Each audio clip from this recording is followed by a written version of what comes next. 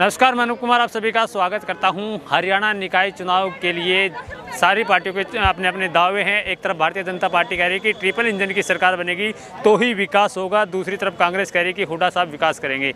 आखिर जनता किसको पसंद करती है, जनता के मन में क्या है, वही जानने के लिए वार्ड नंबर 24 फरीदाबाद में मौजूद। क्या नाम होगा भैया? जी, नरेंद्र बढ़ाना नाम है। बढ़ाना जी, वार्ड 24 के हालात क्या पहले तो? जी, वार्ड 24 के हालात अगर मैं चुनावी माहौल को लेके करूं कि हमारे पार्षद के पक्ष में है तो पूर्ण बहुमत के साथ हमारे पार्षद जो अभी अजय प्रताप बढ़ाना जी जो उम्मीदवार खड़े हुए हैं, वार्ड नंबर 24 पूरा का पूरा उनके पक्ष में मुझे नज़र आ रहा है।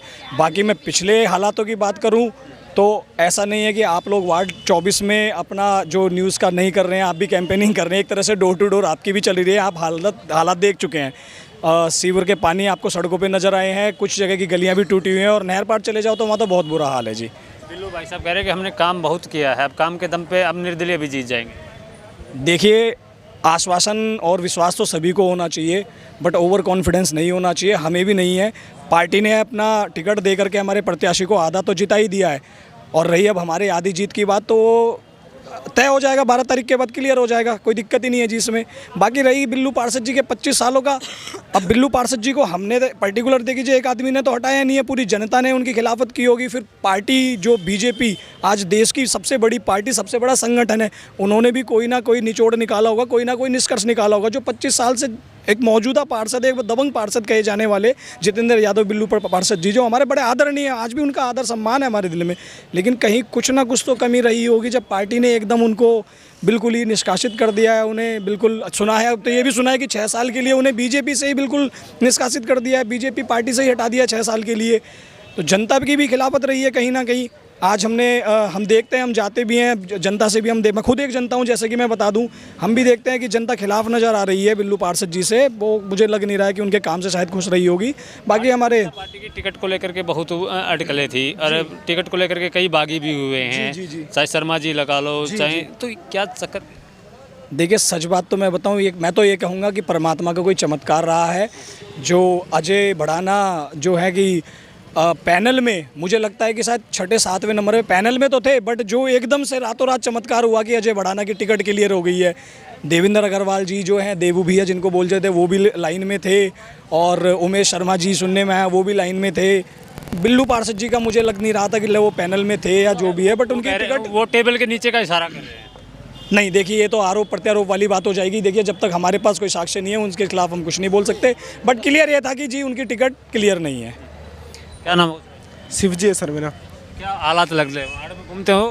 हाँ, हम घूमते हैं। अब हमारे डेयरी के नीचे ना सेक्टर है, सेक्टर में पूरा पानी भरा हुआ है। हमारे पार्क के साइड रोड पूरा टूटा, मतलब सीवर सब हो रहा था ना सही, सीवर लाइन अभी काम बीच में करके आधा ऐसे ही छोड़ दिया गया है, सब कुछ हुआ नहीं और रोड के हालात भी अभी सही नहीं थोड़े। घर में बैठते होंगे, क्या कह रही है फैमिली, किस और वोट देंगे?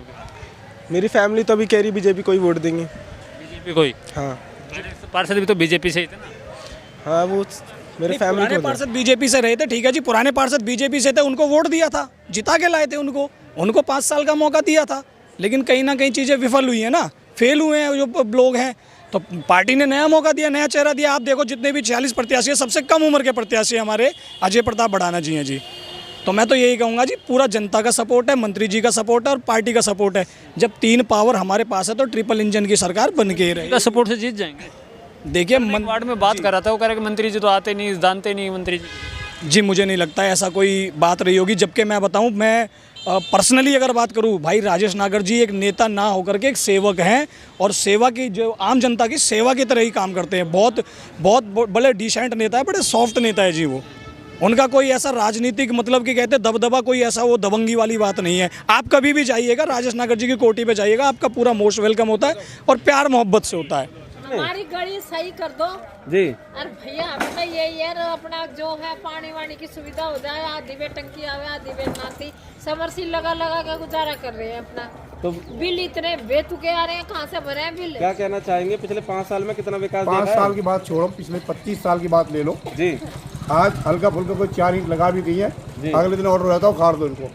उखाड़ ये विकास, हाँ, कौन ये बनवाता है? जो बनवाते हैं तो बिल्लू पहलवान पार्षद थे यहाँ से। मैं नहीं मानता बिल्लू पहलवान बनाओ या कोई और बनाओ, जी जो बनवाता है वही खड़वा देता है। अभी वो क्या नाम है, टिकट कट के फिर भी निर्दलीय खड़े, तो कुर्सी छोड़ना ऐसा भी जा रहे हैं। निर्दलीय हमारे आपके लिए निर्दलीय हैं, जी लेकिन अंदरूनी चोट कहीं और है, अच्छा। काम कुछ और है। मतलब कुछ और ही भेद चल रहा है। वो चल रहा है अभी, तो ये खेल है। जब आदमी कभी करवाया नहीं काम अच्छा, और करवाया हो तो देखो, तिलपत की रोड एक बार बनी है भविष्य में, मैं वो 40 साल हो गया रहते हुए, जी और वो सारी फिर तोड़ दी। अच्छा, क्या करोगे? तो क्या लगता अब है, उसका नाम ही नहीं है। क्या लगता है विकास की ओर जा रहे हैं या विनाश की ओर जा रहे हैं? जनता परिवर्तन चाह रही है, कुछ बदलेगी किसी को। तो वार्ड नंबर 24 की जनता किसको चाहती है अब की बार? भैया जो अच्छा लग रहा, अभी 4 दिन का रिजल्ट है, आएगा सामने, चुन के आ रहे हैं, 2-4 है मेंबर इनमें, तो इनमें तो एक बंदे को किसी को चुनेंगे और ऐसा चुनेंगे जो भाई ठीक काम भी कराए और देख